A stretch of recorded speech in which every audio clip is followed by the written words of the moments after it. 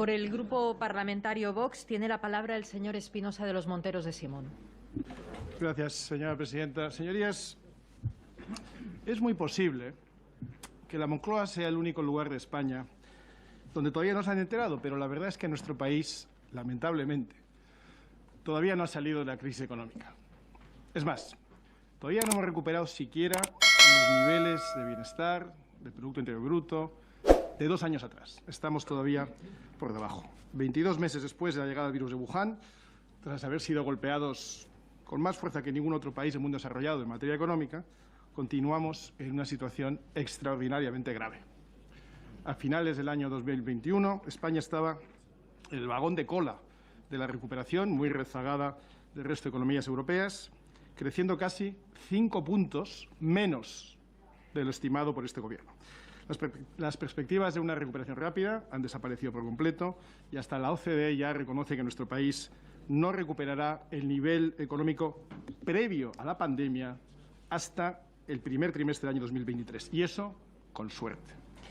Y lo que es más preocupante, nuestro tejido productivo, aquel que teníamos que haber salvado para intentar protagonizar una recuperación, está dando señales de profundo deterioro. Al cierre del año pasado, cuando todavía faltaban por recuperar más de las 60.000 empresas destruidas por la crisis, se destruyeron 7.000 empresas más y las insolvencias empresariales se dispararon un 37%, nada menos. Y el Gobierno no reacciona. Ni siquiera se da por enterado de la situación tan grave que están pasando los españoles. La ministra Calviño, la misma que afirmó que la crisis del coronavirus tendría un efecto muy poco significativo y de carácter transitorio, la misma que defendió que la recuperación sería en forma de V, la misma que anunció que alcanzaríamos los niveles previos a la pandemia antes del fin de año, ahora se vanagloria de la gestión de los fondos europeos. Señorías, les recomiendo que salgan a la calle, sobre todo los miembros del Gobierno, que parece que están todos afectados por el síndrome de la Moncloa, aunque no vivan en ella. Nosotros tenemos un contacto directo, más en estos días, que estamos en campaña en toda Castilla y León, en todos los pueblos de España rural. Ahí se trabaja duro, ahí se madruga 7 días a la semana. Se hace lo posible y lo imposible por continuar en circunstancias tremendamente adversas. Y ahí, como en tantos rincones de España, conocen la realidad de primera mano. Y la realidad es que esos fondos europeos no llegan a nadie. Se quedan meramente en anuncios propagandísticos de un Gobierno que desconoce por completo la realidad de los españoles. En esa España rural, en esa España tan característica y tan alejada de los políticos, contemplan con desesperación como el Gobierno de Sánchez, instalado en su burbuja caviar, copa portadas anunciando un maná de ayudas y de apoyos, pero todavía nadie ha visto un euro. El Gobierno de Pedro Sánchez, el peor gobierno posible en el peor momento posible, se ha convertido en la principal amenaza para la supervivencia y recuperación de la economía española y, desde luego, de nuestro tejido productivo. Cuando se trataba de aliviar a las empresas, el Gobierno Sánchez subió los impuestos, convirtiendo a España en el único país donde, cayendo la economía, se estruja todavía más y se da una vuelta de tuerca a los sufridos contribuyentes. Cuando se trataba de aprobar ayudas directas, este Gobierno se negó.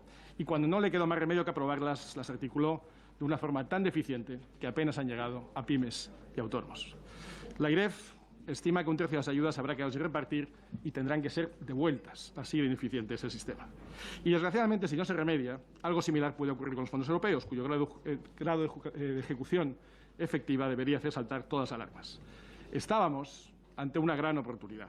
El mecanismo Next Generation Europe proporcionaba un volumen de recursos nunca visto, similar únicamente al importe de fondos estructurales que España había recibido en el conjunto de las 3 últimas décadas, en torno al 2% del Producto Interior Bruto cada año. Y, lamentablemente, lo digo con pesar, el comienzo no puede ser más desolador. El grado de ejecución es irrisorio, tanto que desde el Gobierno ya ni siquiera se proporcionan cifras oficiales, porque les da vergüenza.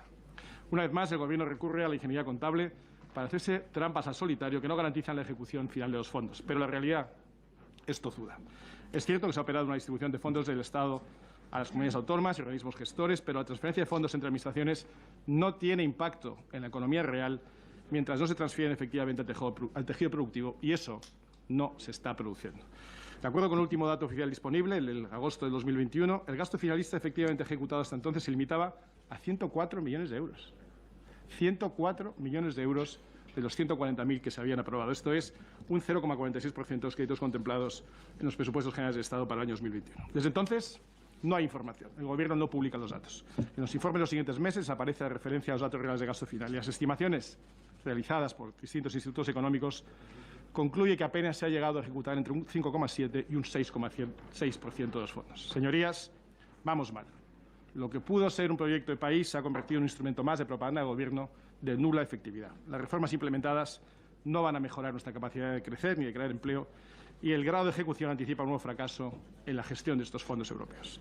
El triunfalismo y la autocomplacencia de este Gobierno no solo no ayudan, sino que ya comienza a ser una burla a los españoles y un obstáculo a la recuperación. La ministra tiene que dar explicaciones porque los españoles ya no pueden aguantar más. Muchas gracias. Gracias, señor Espinosa de los Monteros.